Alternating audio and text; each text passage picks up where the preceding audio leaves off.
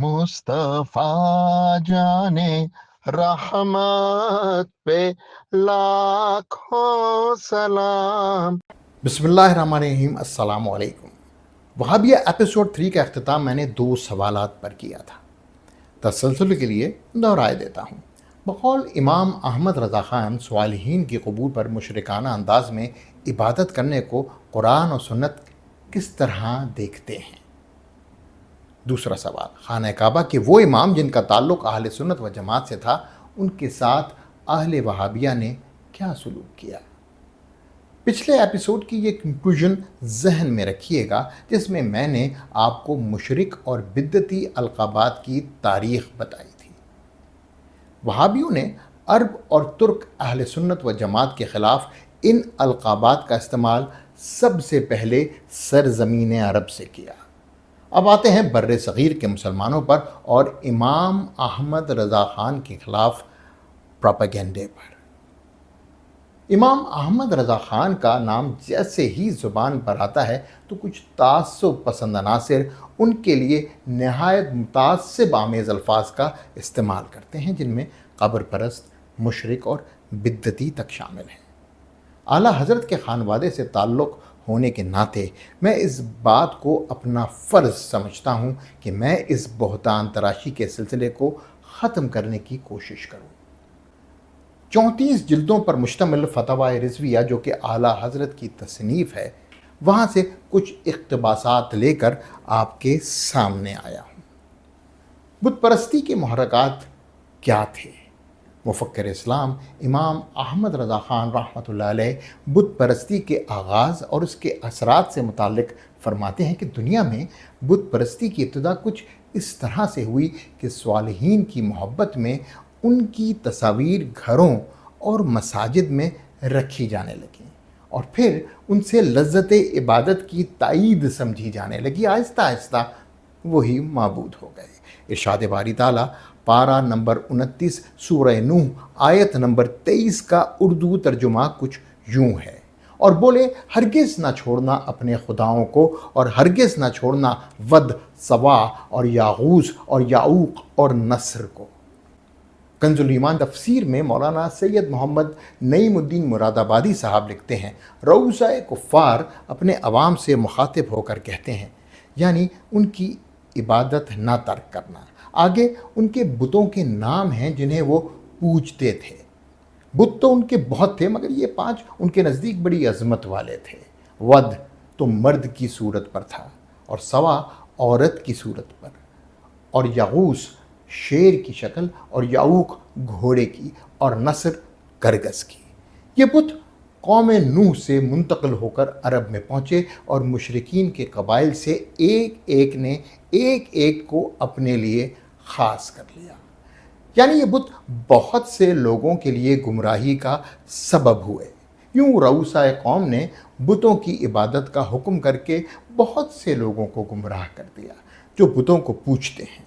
इमाम अहमद रज़ा ख़ान इस आयत की मज़ीद वजाहत करते हुए लिखते हैं कि अबू जाफ़र ने फरमाया, वद एक मुसलमान शख्स था जो अपने कौम में पसंदीदा और महबूब भी था। जब वो मर गया तो सरज़मीन बाबुल में लोग उसकी कब्र के आसपास जमा हुए और उसकी जुदाई में बेकरार हुए। जब शैतान ने उसकी जुदाई में लोगों को बेकरार पाया तो वो इंसानी सूरत में उनके पास आया और कहने लगा, मैं उस शख्स के मरने पर तुम्हारी बेकरारी देख रहा हूँ। क्या तुम मुनासिब समझते हो कि मैं बिल्कुल उस जैसी तस्वीर तुम्हारे लिए तैयार करूँ? लोग उसकी तरफ मुतवज्जह हो गए और उसकी तैयार करदा तस्वीर देखकर उसे याद करते रहे। रावी ने कहा कि उनकी औलाद ने ये दौर पा लिया, फिर वो देखते रहे जो उनके बड़े करते रहे, फिर उनकी नस्ल आगे बढ़ी और आने वाली नस्लों ने उसे खुदा बना लिया और अल्लाह को छोड़ दिया, उसकी इबादत में मसरूफ़ हो गए। फतवा रिज़विया जिल्द नंबर 24 सफ़ा नंबर 475 इमाम साहब एक हदीस नकल फरमाते हैं, जब उन लोगों में कोई नेक और सालेह मर जाता है तो उसकी कब्र पर मस्जिद तामीर करते हैं, फिर उनकी तस्वीर उसमें सजाते हैं। वही अल्लाह ताला की بدترین مخلوق ہیں۔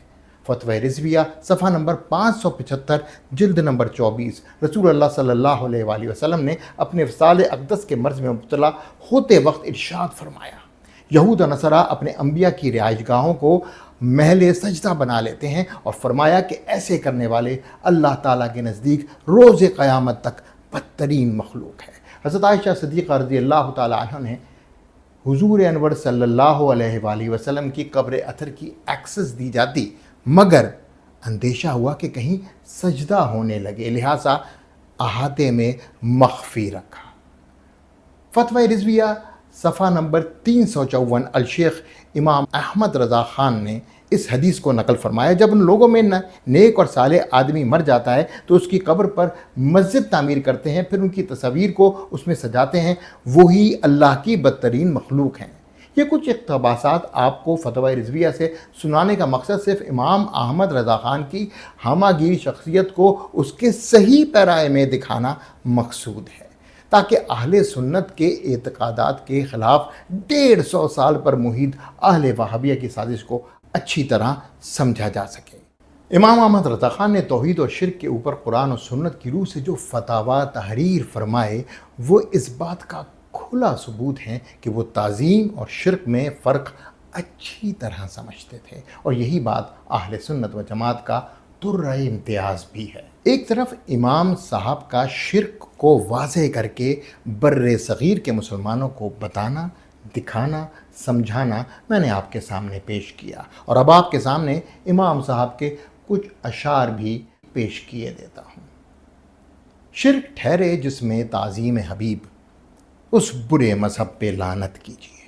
مثل فارس زلزلے ہوں نجد میں، ذکر آیات ولادت کیجیے چرچا انہی کا صبح و شام، جان کافر پر قیامت کیجیے۔